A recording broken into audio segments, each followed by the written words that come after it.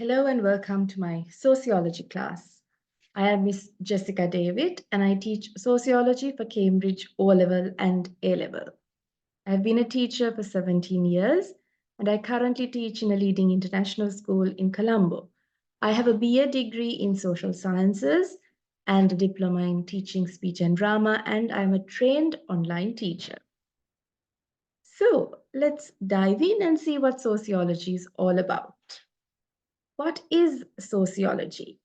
Sociology is the study of human social life, groups, and societies.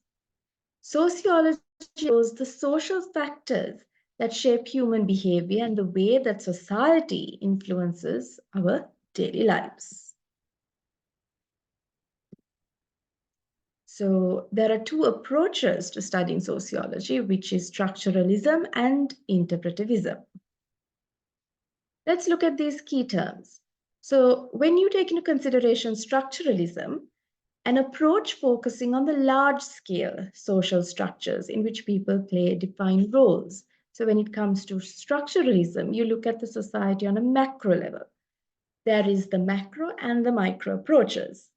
The macro approach focuses on the large scale of whole societies. Micro focuses on small-scale social interaction. Also, let's look at these key terms. Correlation. When two variables are related to each other, but causation cannot be proved. For example, ill health is related to poverty. This is not a casual relationship because some sick people are not poor and some poor people are not sick. Causation, where a strict link can be proved between variables in a time sequence, such as heating water to 100 degrees Celsius causes it to boil. Causation is hard to find in sociology. Interpretivism is the other approach, which is the approach that starts at the level of the individual, focusing on small-scale phenomena and usually favoring qualitative methods. Identity, how a person sees themselves and how others see them, for example, as a girl and probably a boy or an adult.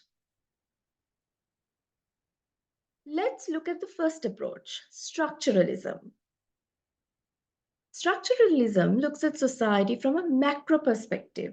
Society is a sets of structures in which individuals play different roles. Individuals have little choice. Emil Durkheim, a sociologist, talks about suicide. He says that the suicide rates vary according to a country. He says that if a particular country has very good religious values, strong family and friend connections, then there will be lower suicide rates. But if a particular country doesn't have very strong religious values, strong connections, the suicide rates can be high.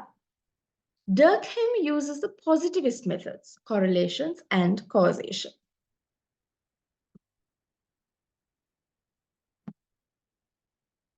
The next approach is interpretivism.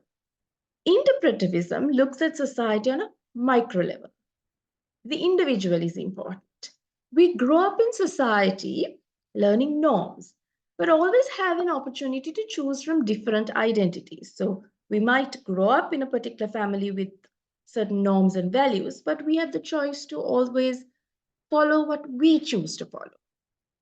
The meaning here is that individuals have the right to choose what they want to do. They don't need to follow the tide.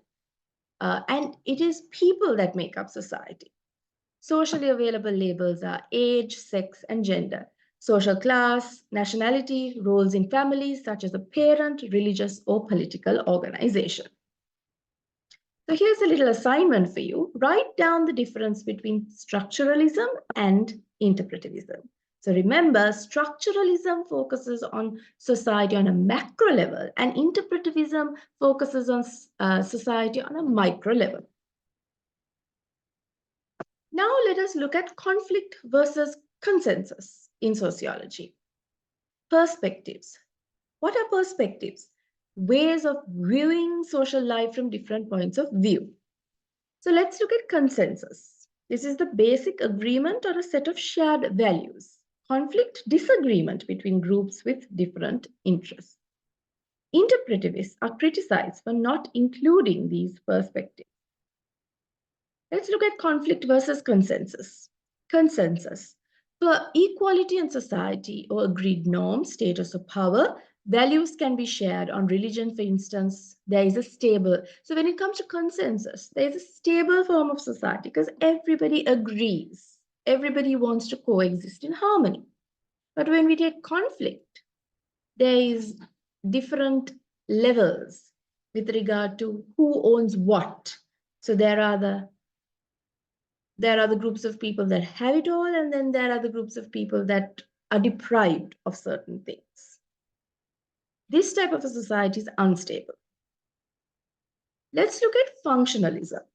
Functionalism is consensus because it focuses on everyone being equal, families imparting norms and values, so where children grow up coexisting peacefully.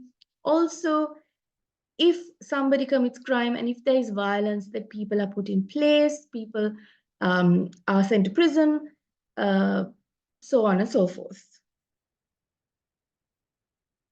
Then let's look at Marxism. Marxism deals with conflict because Marxism talks about the conflict between the bourgeoisie, the capitalists, and the working class. They say that the capitalists or the bourgeoisie, the ones that have it all, exploit the working class.